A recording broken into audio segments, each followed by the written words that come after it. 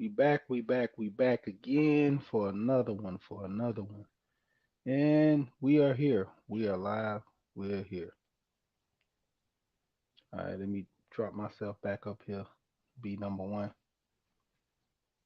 All right, so as time presents itself, what you gonna do with that money?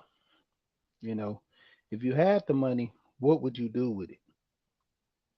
For a lot of people, we talk the talk, but can we actually walk the walk?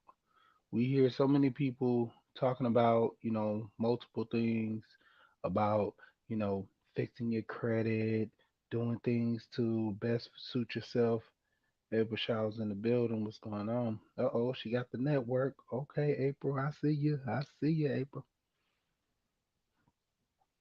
All right, so according to a lot of different people, we have a lot of different issues, kind of so-called plaguing our community.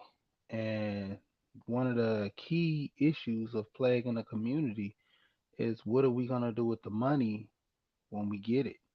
You know, a lot of times we have issues with people, trying to help us, give us some results, trying to give us, the best ways, the logic, things that can help us in our community or just in general help us do better. One moment, please.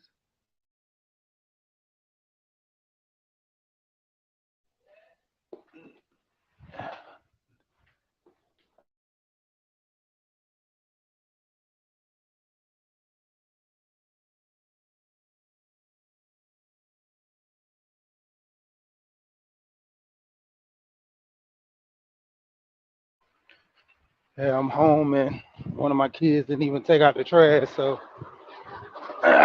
get this trash out.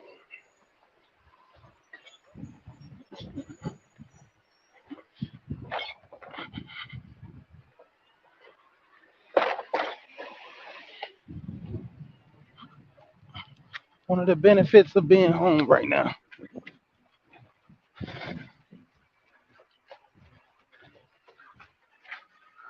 Now we got to get back to our scheduled program.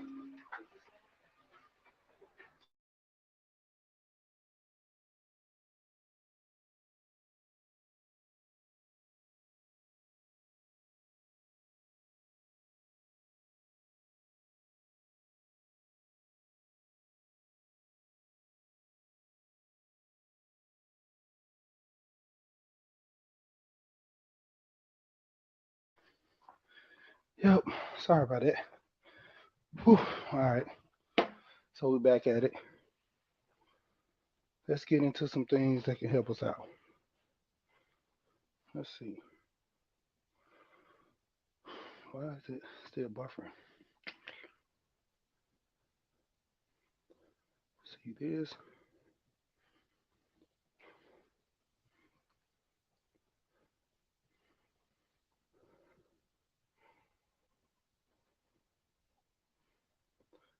Okay.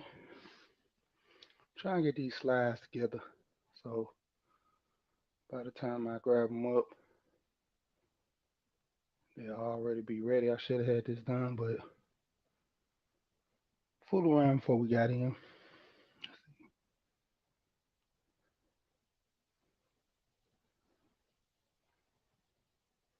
All right. But once again, we here. We back at it for everybody. They're just coming in. All right. There go myself pop up again. Let me go and drop that one back down. But overall, shout out to everybody that's coming through. Broadcast has lost connection to your camera.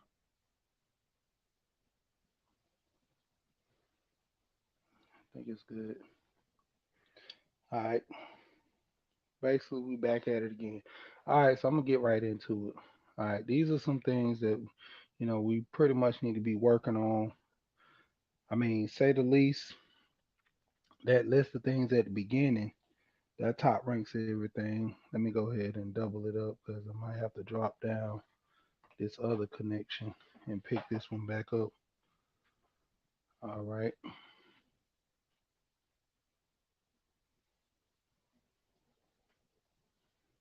Kicking it with the Rooks in the building. What's going on? I seen your channel over there. I think it was, I want to say it was your son. I know you had that baby shower. I was over there watching that video where you had a shower for one of the kids by you. What's going on in the building? Trying to get this money talk kicked off because the biggest aspect of things, we have money, we don't even know what to do with it. Money lands in our hands. We don't know what to do with it. We don't, have no idea. I always say, I laugh and I joke and I have fun a lot of times on several channels and panels, but I try to be a little more serious over here because, you know, the biggest thing is we have so many people that come into money, have money, and literally just don't know what to do with it. So it sets a situation to where a lot of us, what's going on, Kev, in the building, a lot of us, we don't have no good habits. We didn't learn these things from our parents. They don't teach us this at school.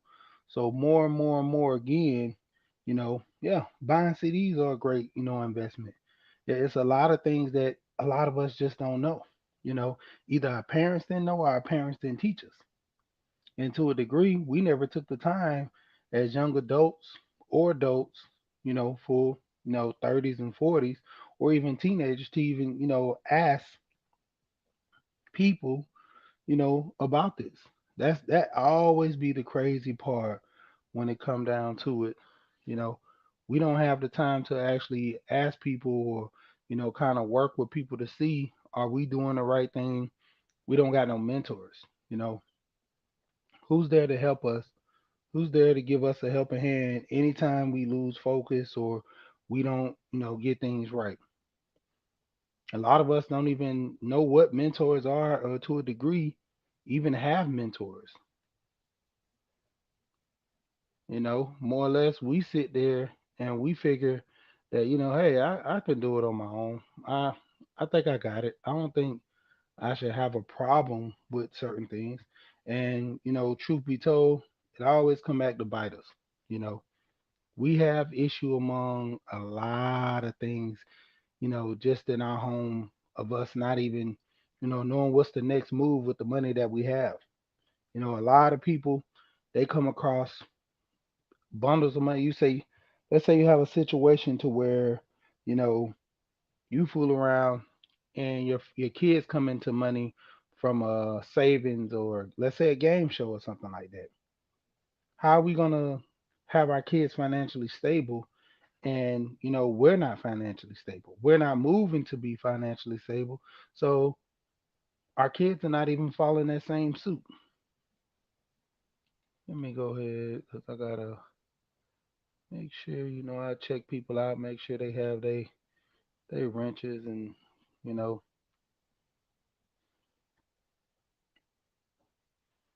okay, add as a mod because everybody need to be and stay connected over here. So we all good over here. All right, back to the morning. So I mean, there's a lot of things that people we need to be talking about in our families.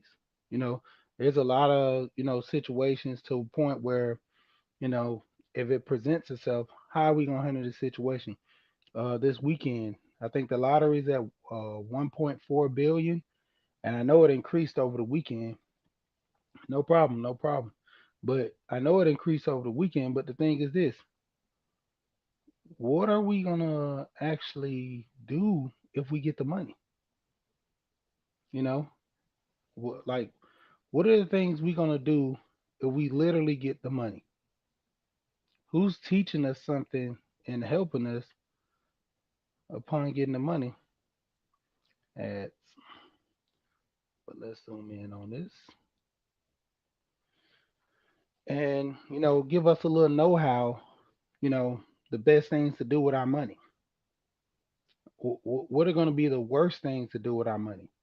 you know Who's gonna help us when we make these bad decisions, these good decisions?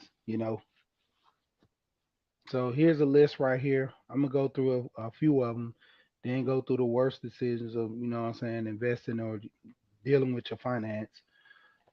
Overall, a lot of people typically think that going to college is one of the best things of, that buying a house to make it what's going on. But, overall, have you ever sat down with anybody and asked them to help you build out, a financial plan? Have you ever, sit there and talk to your kids? Everybody asks their kids, what do they want to be when they grow up? But how many people ask their kids, to a degree of, you know, how much money you think you can make? I mean, how do you think what's going on, Shannon B? Yeah, stick stereotypical stereotype.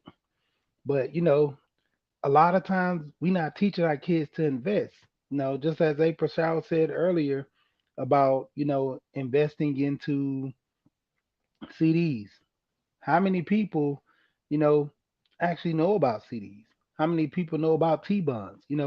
These are the things we're not knowing, and it's sad because at our age, you know, most of us are, that frequent my channel. I look, most are between the ages of 29 to 45. You know, that's the majority popular, numbers that come visit my channel. And what are these situations to where we're not talking about this stuff at our ages? I mean, prime example right down here. It's see if I can zoom in on it where you can see it. It says paying off my debt in my 30s and 40s. Paying off your debt in your 30s and 40s. How many people plan to do that? Why aren't you paying your debt as you go?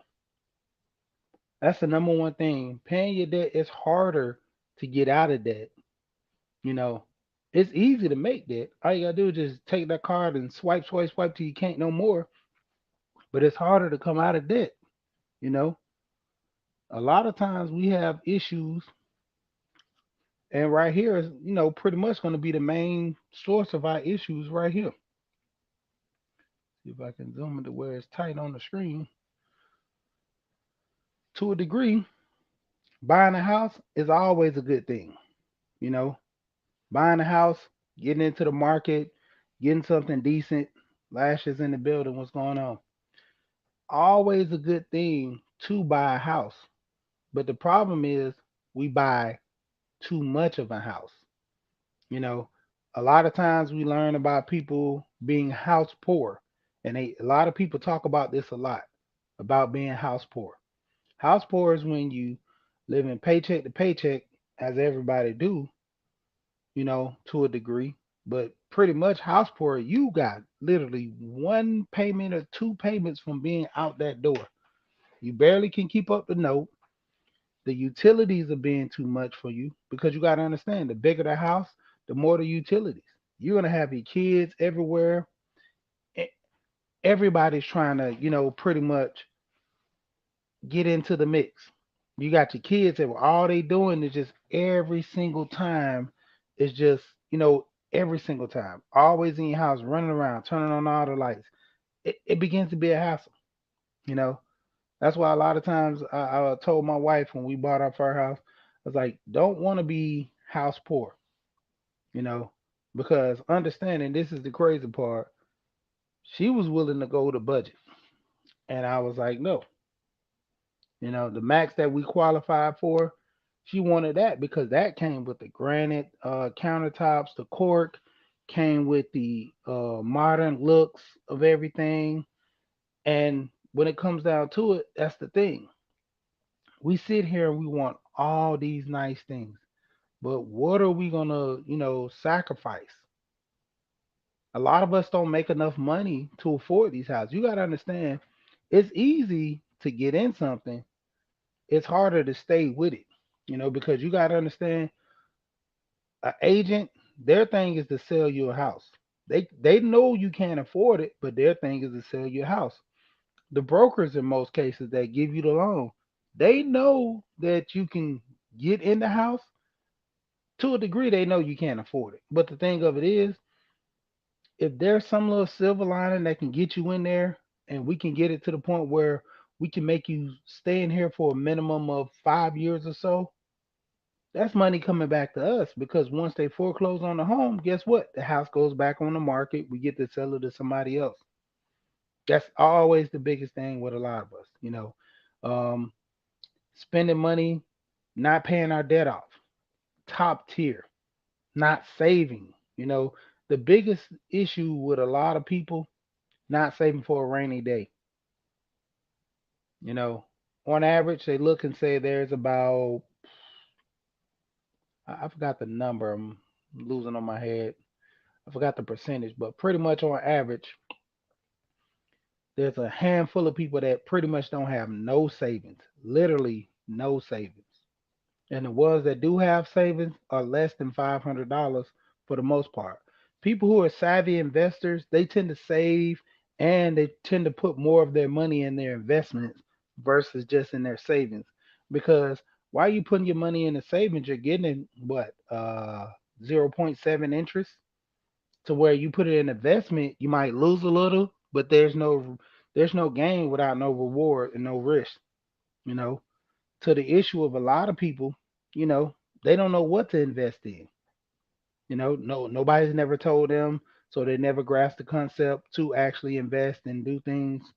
You know, so when it comes down to it, a lot of them are shocked at the results that they get because, hey, nobody never showed them anything. A lot of times we have issue because you just don't know, and there's a lot of situations to that because a lot of us, who's teaching us this, you know, who's giving us the mindset, who's giving us, things to better our lives. Can't find this one slide. Oh, that's a YouTube. I think it's nope, not that one. I'll just go to this one. Yeah, it's with Capital One. I got to get the other one ready. But overall, like, how many of us, actually properly learn how to invest? You know, how many of us invest if we have jobs that have 401ks? We invest in 401ks. If we don't invest in 401ks, how many of us invest in our own IRAs? It's the same thing. How many of us are investing in anything outside of stocks and everything? Like more or less your IRAs, 401ks, those are supposedly investing in like your future. Same thing with your pension. You get older, you get you a pension check. Your company takes your money, put money aside for your pension, same as you matching with your 401k. IRA, you pretty much doing it on your own, but at a percentage form to where certain things you can invest in that can give you a return. So a lot of times we just don't know. You know, a lot of us don't have nobody showing us anything, giving us any advice. So we're just, on a whim. All the information out here, I can pull up tons of videos on how to invest your money in the market. I can pull up tons of videos on people you can talk to, companies you can go with, from Goldman Sachs to not as the TD Ameritrade. What's the other company?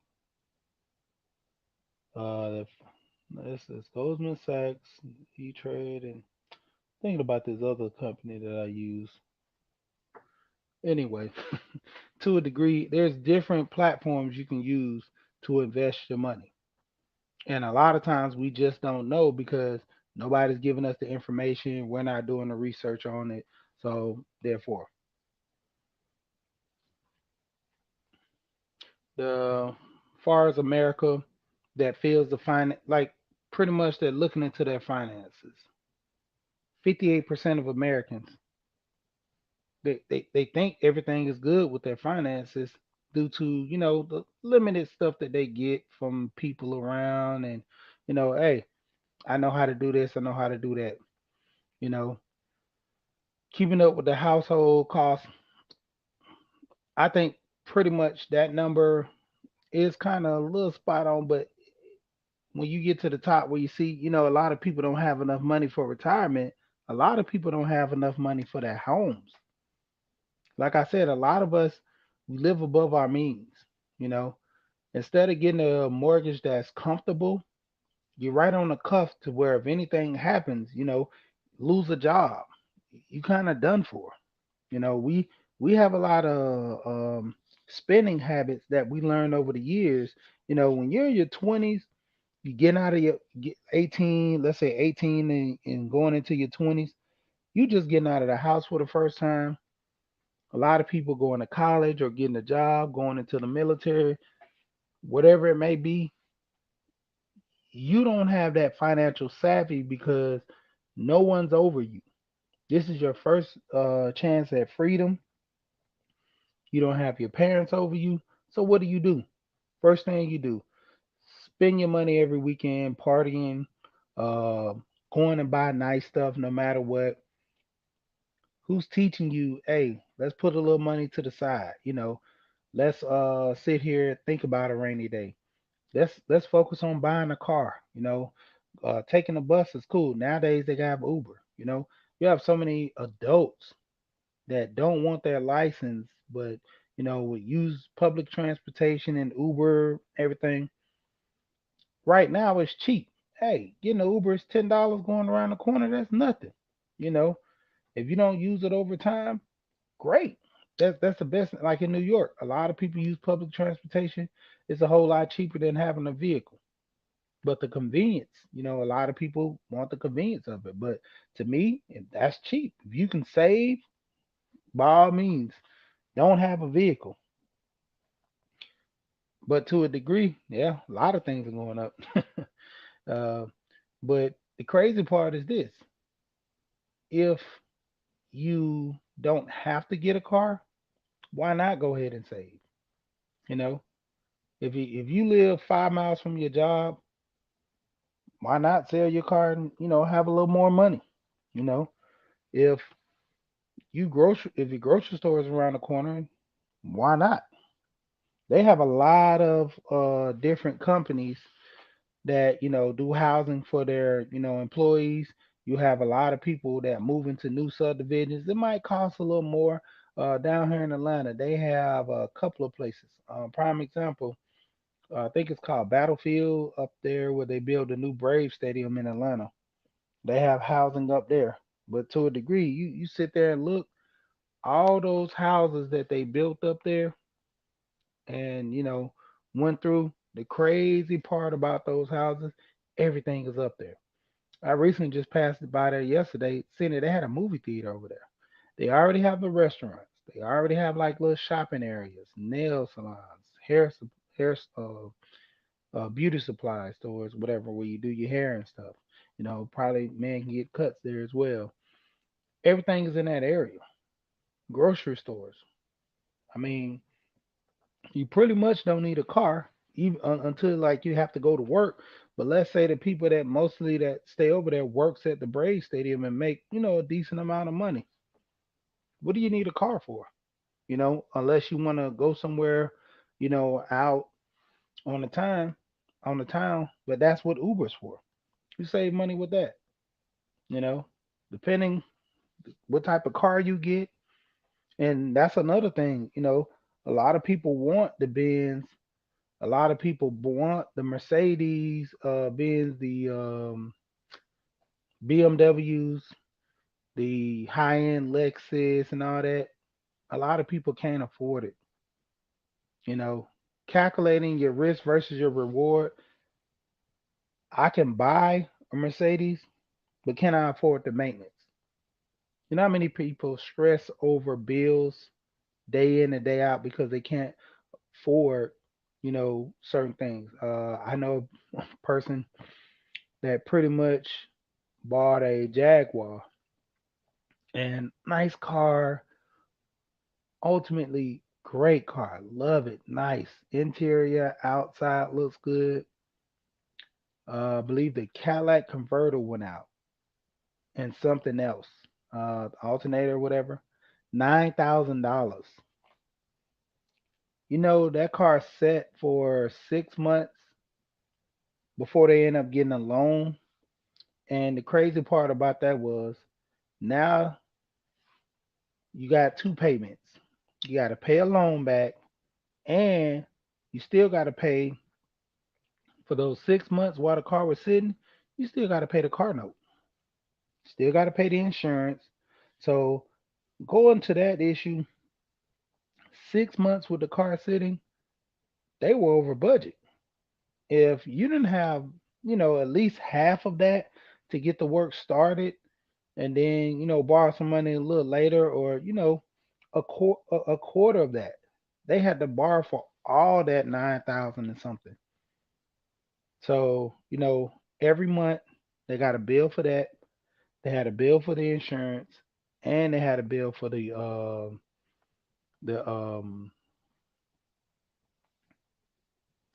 I have a lot of brain freezes today, for the car note. And so now you're up to three bills. First, you was only up to two. You had your car note and insurance. Now you have a loan on it. That's just on one separate entity. That's not including all your utilities, all your, you know, mortgage, everything else, food and everything. That's another bill added. Now, let's say if something else goes wrong, what are we doing there? There's another bill added to that, you know. All right, so getting down here to the bottom, when stressed, people are less likely to do save. A lot of people don't want to save, don't know how to save, you know, because what's the young term? YOLO. As long as I got the money, I'm spending. You only live once. Man, I'm gonna go buy this nice car. Man, I'm gonna go, as women, we're gonna spend what? $10,000 on a purse. All the rappers and everybody have the Birkin bags so famous right now amongst spending. How many people have a Birkin bag in the chat? If you have a Birkin bag, shame on you right now. You have a Birkin bag. I think those bags, 80,000, 20, whatever, $1,000.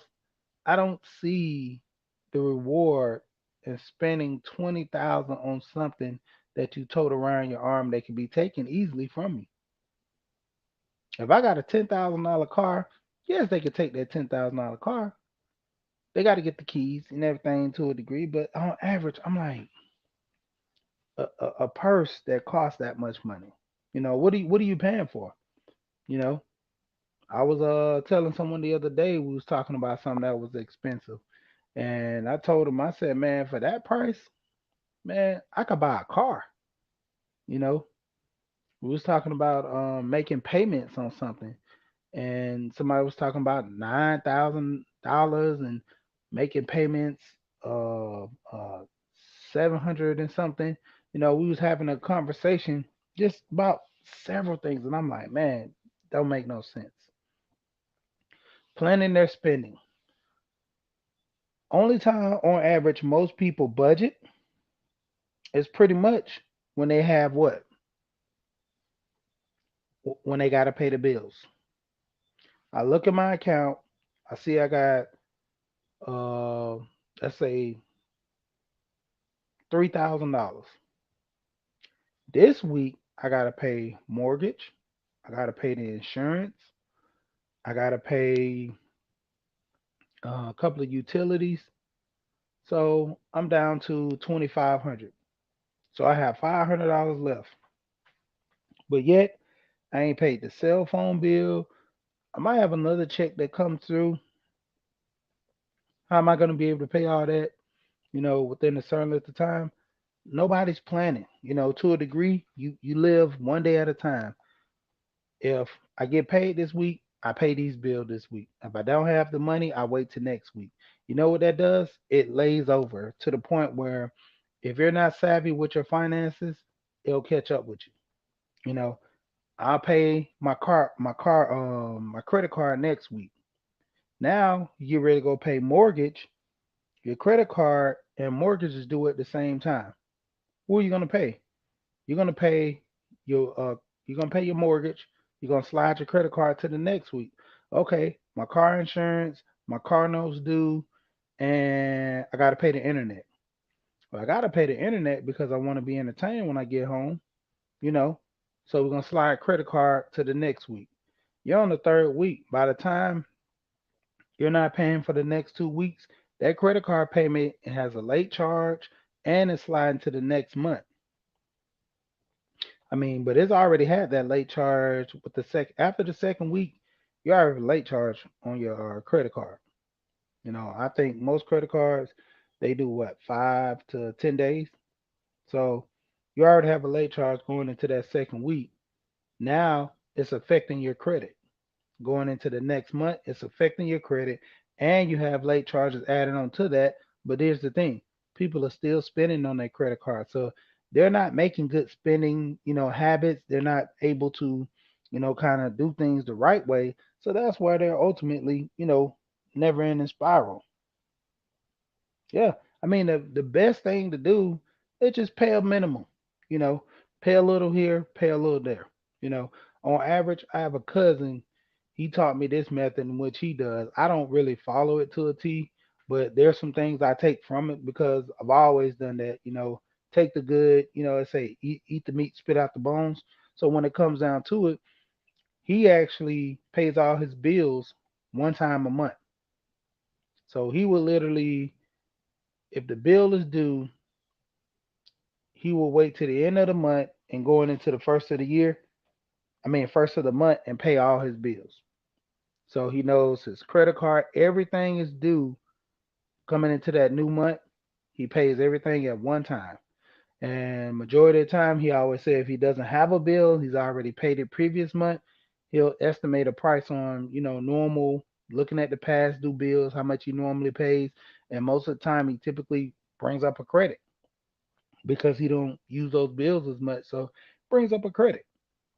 But that's something that people can do, you know. But the thing is, you got to be, savvy about your spending. If you know you're saving to pay your bills, just because you see it in an account, don't spend it. You know, if it comes down to it, have several accounts. Have accounts that you pay your bills out of. Have another account that you use strictly for spending. You know, pretty much all jobs to a degree have it to where you can have a secondary account to split your check. Whether it go into your savings, whether it goes into, another checking account, do that as a means of, saving these money for bills. That's one way. You know, Another way, like I said, uh, you can deal in cash. You know, every week you got to pay for gas, you got to pay for food, budget out that. And when I say budget, that means write out or pretty much list, just list things that you normally buy on a weekly. You get your coffee every morning religiously. Get coffee. You might want to start buying the coffee in bulk, having it at home. Another thing, breakfast. Most people, you can start making your breakfast at home. Some people who eat cereal, have your bowl of milk, bring it to work. If you can do it in that environment, then so be it. These ways of cutting down to where you can have a little money at the end of the month to pay on bills and then ultimately have some money for yourself. Because one thing my wife I can say about her, when it come down to it, she gonna always have some money set aside for her so she can sit here and look at having a vacation, doing some stuff for her because this is the number one rule to where a lot of people, don't even do for themselves. Once you get paid, you typically should pay yourself first. A lot of people don't pay themselves first. If you get paid, at least take about $50 to $100, put it to the side to say, well, I'm gonna save this money for something I want to do. I don't have to spend the money now, but this is I want to save this money for something. A lot of people typically don't do that. You know why? They're not taught this. You know, I'm gonna go back. I'm gonna go to the third one, then I'm gonna come back to the planning. But making a list when you shop, that it just don't even count for groceries. That counts for anything. If you want to buy a car, what's the best options? You know, what is more suitable for you? Do you need an SUV? Do you need a pickup truck? Do you actually just need a car that burns less gas? All these things go into play. Let's say if I'm a person that does Uber, I do a lot of driving. So that means I'm gonna be spending a lot on gas. A compact car might be the best thing, you know, a hybrid one, preferably a newer model because they got all the kinks out. And the thing about it is researching these cars. A lot of people go to the car dealership, they're looking at a specific car that they like, their brand. No, I'm looking at pretty much that's, something that I can get that's efficient for me and my family. If I go get a car, first thing I'm gonna do, I'm gonna look at the gas mileage. If I'm looking at a compact car or something small, I'm looking at the gas mileage. I'm looking at the maintenance. I'm looking at things that can, break easily. They have websites that you can go on and it breaks down every single vehicle to the maintenance on them, what's going on with these cars. A lot of people don't look this up. I do because my thing is this. If I got a fix on it, I want to know things that I can fix that I don't have to take it to the dealership. That's one. You know, um, going into a situation. Let's say I do a lot of side work and I need an SUV or pickup truck. How durable is this pickup truck? Most of the time, if you look at it, a lot of government contracts, a lot of police, any kind of thing, they mostly use SUVs and pickup trucks. Those things are reliable, they're durable, they can take a pounding. You know, I once talked to an older guy, and he told me about getting an SUV. He said you need a tank out here. He said SUVs are great vehicles because they protect you and they protect your family. A car can get crunched up. SUV sits up high. It's going to take more of a hassle for someone in a car to bust up an SUV. Take that word of advice. Now, what are you going to be using the SUV for? A lot of people, to a degree, let's say with SUV and a van, you got the soccer moms, you got soccer dads, you know, to a degree. Do you need this for the space for all the people that ride in the vehicle? Do you have a big family? Because getting a sedan is cool, but if you have, you know, 4 kids, 5 kids, it's gonna be compact tight in the car. SUVs have a little more space. Vans have a little more space. Even pickup trucks to a degree have a little more space. You know, 3 kids in the back seat of a pickup truck.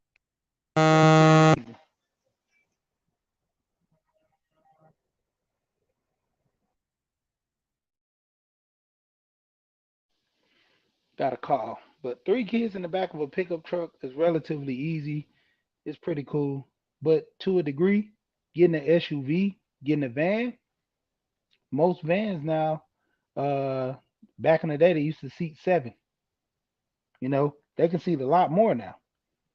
Getting into same thing with an SUV versus a van, sit way more people. You can let down the seats, drop them into the floor. There's a lot of space. Most people, I had a van one time. I would drop my seats, bring like go get my lawnmower, go cut my auntie or somebody grass with my lawnmower. Take the lawnmower, put it in the back. I didn't have a pickup truck at the time, but I had my minivan. So I took the minivan, put a blanket down, put the lawnmower in there, weed eat all that stuff, roll down the window so the gas won't be smelling like that. I was like, man, I can't be doing this. I need a pickup truck. Pickup truck was better for me.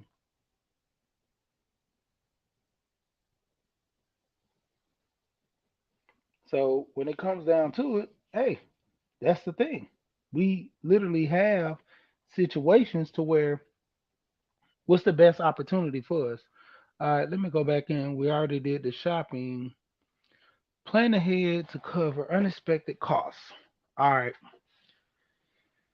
This goes back into the savings. I think I'm gonna jump off here in a few minutes because I just had a call, but this goes back into the savings.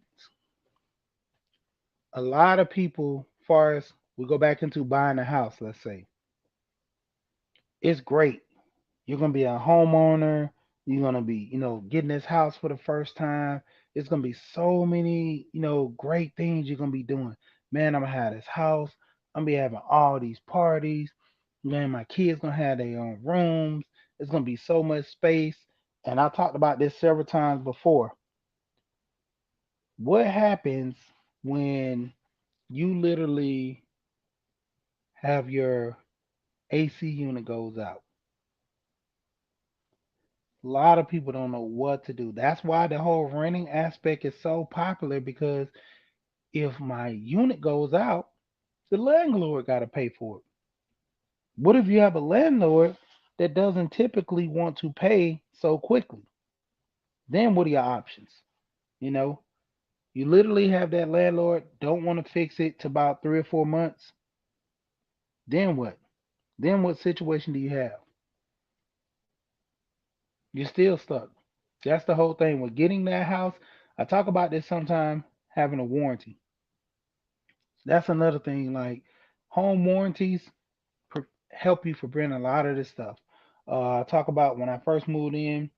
First thing went wrong with my house was my stove actually, but I didn't know because I didn't look at the fine print.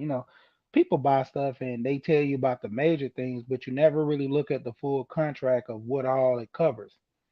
Until one day, um, stove went out. Ended up buying a new stove 2 days before Thanksgiving. Bought the stove myself, no problem. Had the money, just going to buy a new stove, installed it, no problem.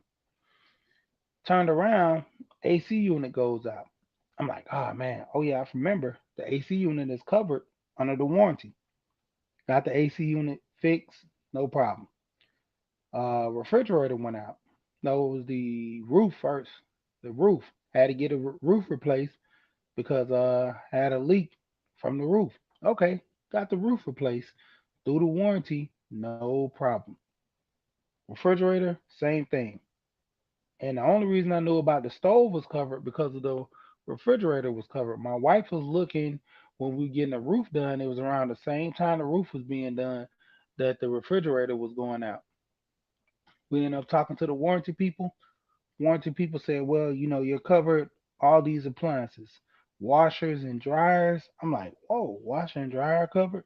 You know how many times have I bought washer and dryer since I bought a set of washer and dryer back in, let's see, the twins were born 2011. I bought that washer and dryer prior at the end of 2010 or 2011.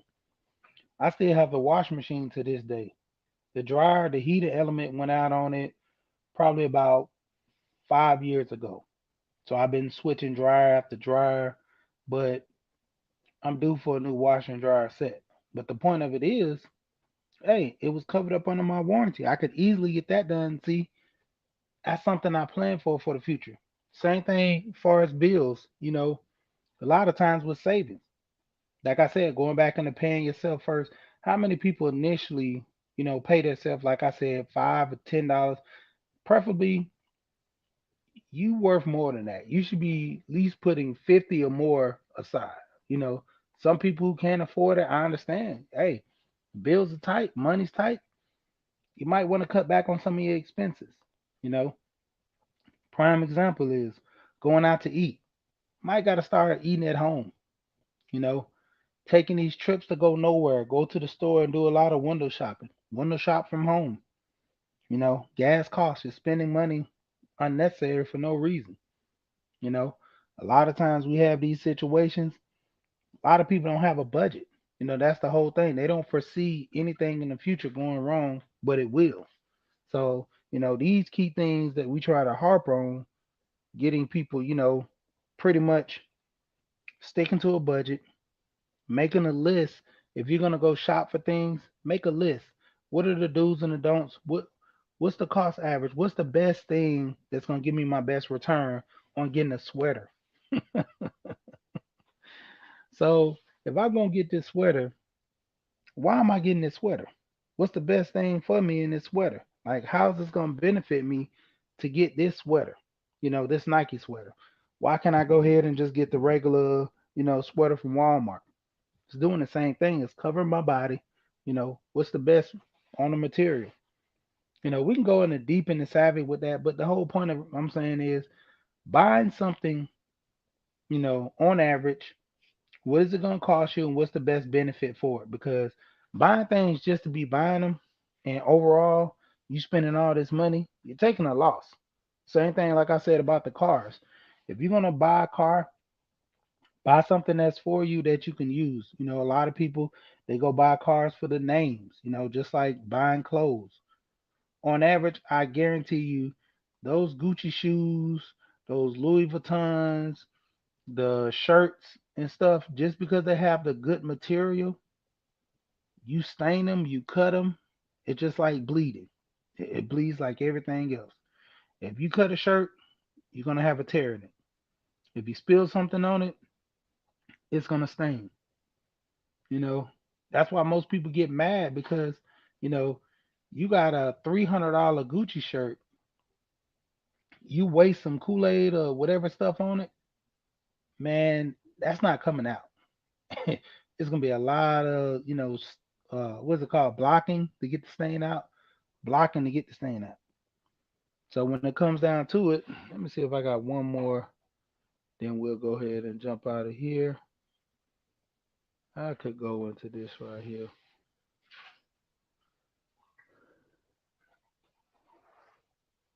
I need to make that call though. Yeah, I think I'm gonna go ahead and jump off. I might be back a little later. I'm here all day. I ain't got nothing to do. No.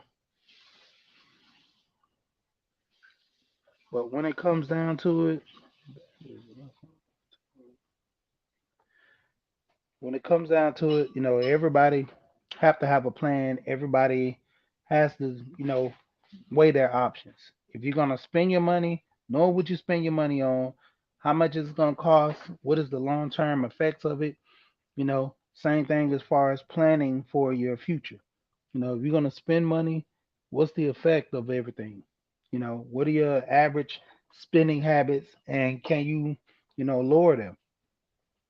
When it comes down to it, what's the best option for a lot of people when dealing in finance? You know, can I save? You know, am I able to save? Because technically speaking, most people don't make enough. When it goes back into housing, we say about house, most on average, most people buy the most expensive house and are literally house poor, they can't afford it. On average, most people tend to, live above their means, because they want the nice things, the fancy things in life. Hey, when it comes down to it, everything has a cost. And that cost that you spend is going to be deep into your pockets. But once again, I'm going to go ahead and jump off here. Miss T and everybody else going to be jumping on in a minute. So once again, you know what I always say, we here and we gone.